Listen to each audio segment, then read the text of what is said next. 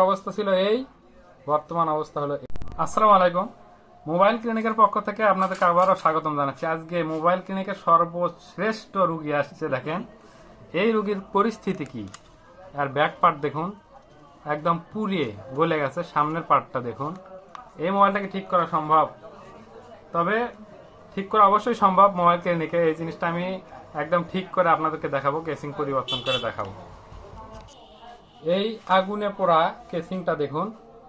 আগুনে পোড়া কেসিং পরিবর্তন করলে একটা নতুন কেসিং লাগিয়ে দিলাম, স্যামফনি A30।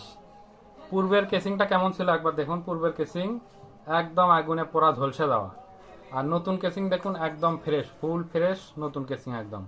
তো যাদের মোবাইলের এরকম কেসিং পরিবর্তনের প্রয়োজন পড়ে অবশ্যই মোবাইল ক্লিনিকে চলে আসবেন। একদম ফ্রেশ নতুন কেসিং।